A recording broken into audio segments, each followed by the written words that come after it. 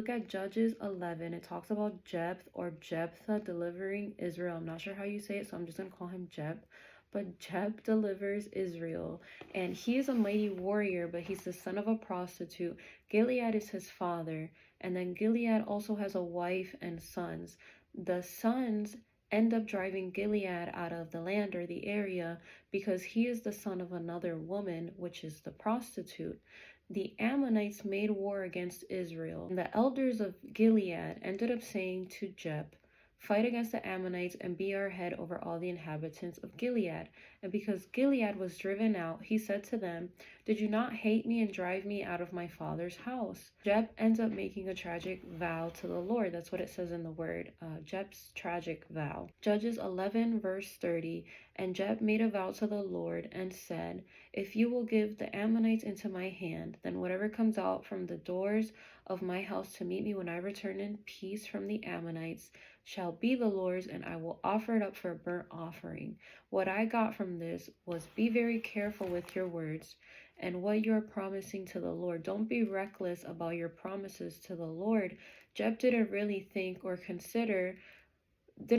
about or consider what it was that could come out of the doors of his house. He didn't really consider what it was that he was offering up to the Lord. So we need to be careful and practice like self-control and just be like slower with your words and your promises that you're making to the Lord. Vows to the Lord or promises to the Lord are seen as very significant and important.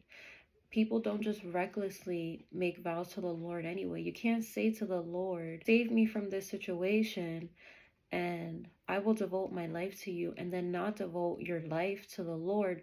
People during this time, they didn't live that way. They didn't just recklessly make a vow to the Lord and not follow through on it. They understood the significance of it, and you'll see what I mean through Jeb's offering. Jeb crossed over to the Ammonites to fight against them, and the Lord gave them into his hand. So what Jeb asked for ended up coming to pass. And go read this for yourself too.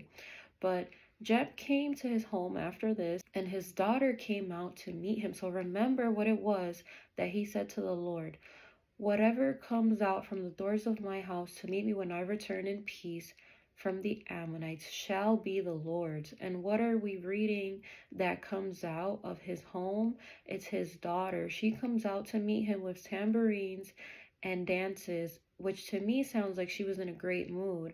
She was his only child, and besides her, he had neither son or daughter. And when he saw her, he came to that realization, or he remembered what it was that he vowed to the Lord. When he saw her, he tore his clothes. He ended up saying, "You have become the case of great trouble for me." And he said, "For I have opened my mouth to the Lord." Now, her response to this, remember, during this time, I'm saying vows or promises to the Lord are very significant and they're followed through on. People can't just make reckless promises because they actually have to do what it is that they say to the Lord. But she surrendered to it, or she obeyed what it was that had to be done. She said, "My father, you have opened your mouth to the Lord. Do to me according to what has gone out of your mouth. Now that the Lord has avenged you on your enemies." She was left alone for 2 months. She went up to the mountains and she wept her virginity. And she never saw or had never known a man. When I looked this up, it said that it's most likely that she was to not marry.